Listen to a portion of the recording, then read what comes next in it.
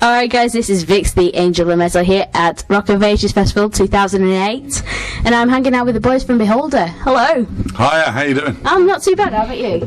Fantastic, fantastic. Yeah? Doing like we do. Drinking beer. Fucking hell.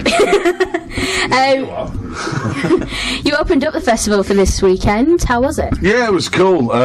Numbers, okay, we can live with it. It's 1 o'clock on a Saturday afternoon, pissing down with rain. You know, we live with it, but at the end of the day, it's nice to wear the original stuff.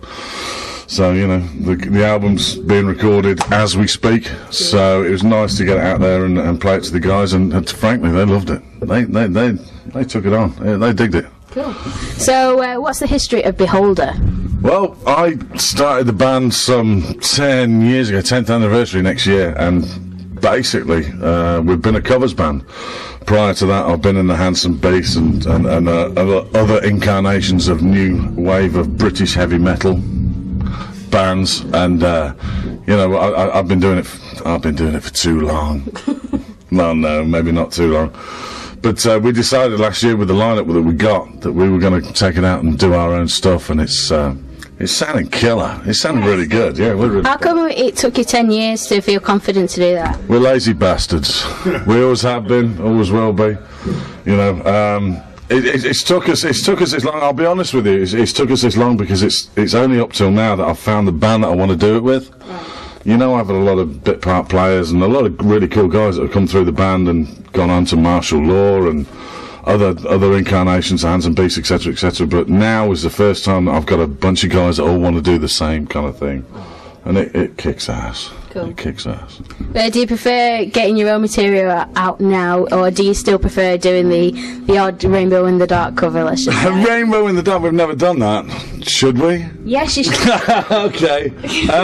No, but it's a really nice balance at the moment because we still go out doing the cover shows and whatnot.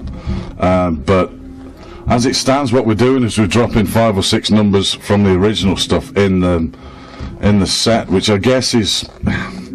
It kind of makes it easier because it's bringing the fan base that we've got along with us. And at the moment, we've got, you know, up until this morning, we got loads of people supporting us.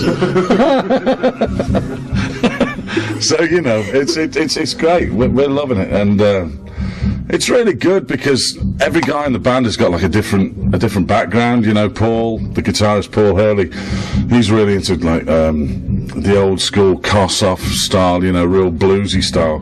Martin, the other guitarist, is into Killswitch Engage and some really heavy shit. And Chris, well, you can't. The drummer, you can't wind him down. He's into Mastodon and all manner of crazy shit. Which rules? How about you two? Yeah, what are you into? What are you into? I'm into the Wild Arts, Motley Crue, sort of the good old 80s. Trashy, sleazy. Yeah, sleazy. Yeah, I don't wear makeup anymore then. Too old for that now. Maybe you should. You never ought to wear makeup. I really think it's a good idea if he did. But for myself, because of sort of the background I've got with bands that I've worked with in the past, I'm really into Southern rock. Whether it be, you know, your old school Southern rock, your sort of Molly Hatchet's, Skinner and Blackfoot, or, you know, the real heavy Southern metal, Down, and, you know, Corrosion and Conformity for me are the greatest band on the planet. So even the breakthrough bands that we've got at the moment, like Pig Iron and Orange Goblin, they're taking it on, you know, so it's great that we've got a mix of everything going on. It just kicks ass because nobody can put a finger on what we do, okay. But they dig it, which fucking rules. Great stuff. And tell me about the new CD. When is it going to be released? And yeah, well, we're recording it at the moment with a guy called Andy Faulkner, who did stuff for Cathedral and Martial Law and Bolt Thrower. He's obviously in Bolt Thrower, and I reckon it's going to be out. Well, it's got to be out before Hard Rock Hell. Be there. It's got to be out before then. So yeah, I reckon the end of November we'll kicking ass with it. Code of the Dead.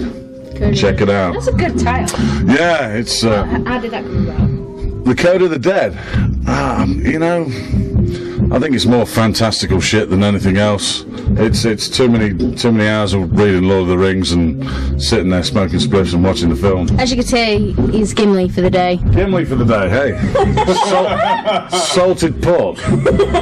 I'm not actually this sure. Check that out.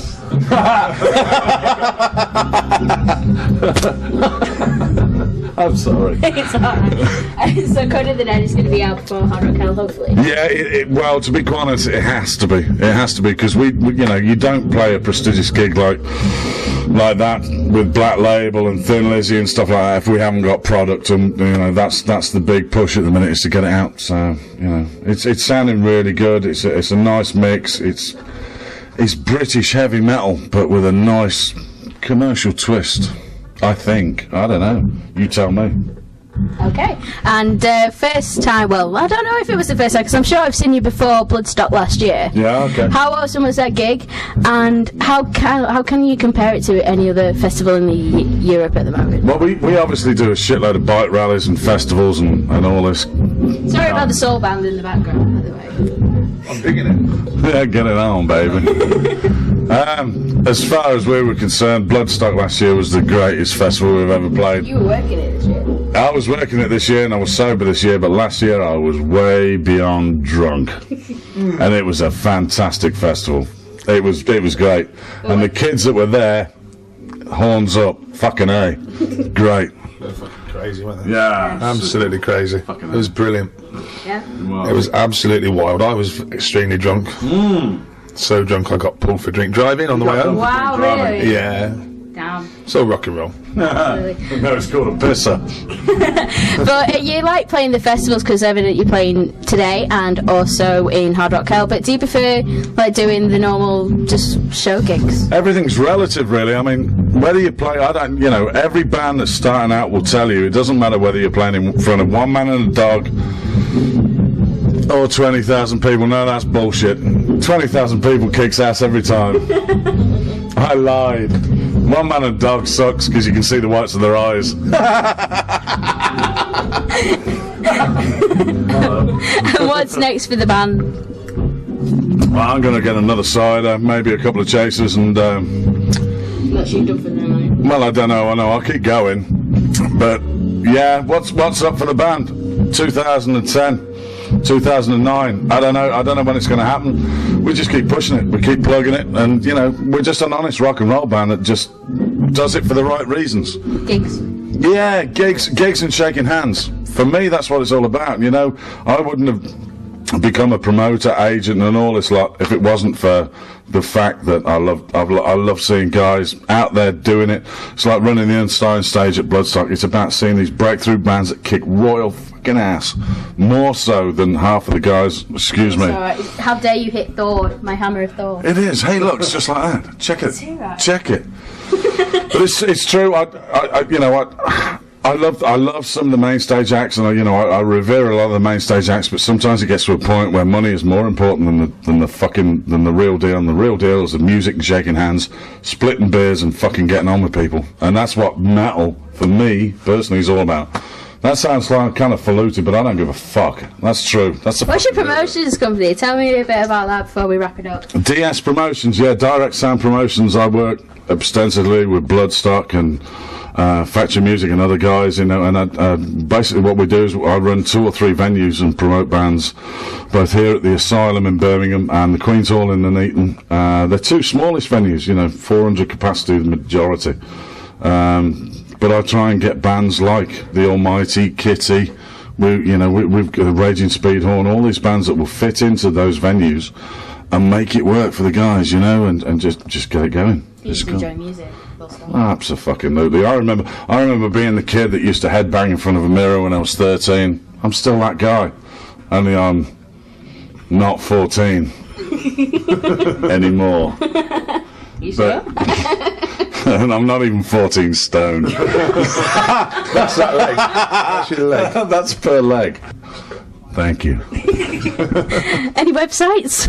Yeah, check us out on www.beholder-uk.com or MySpace, more importantly.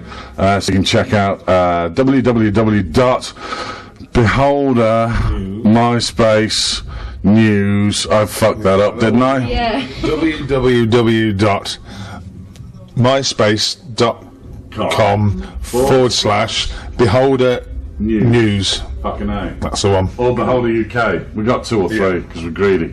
Yeah. Tom loves you. Does Tom love me? Yeah. That cameraman's got the hots on me, look. I can see it. He's all flushed and everything. Very moist and flushed. On that note, I'm going to leave him to grade the cameraman for a bit. So, Angel of see you in Metal a bit. forever. Fucking A. Fucking A.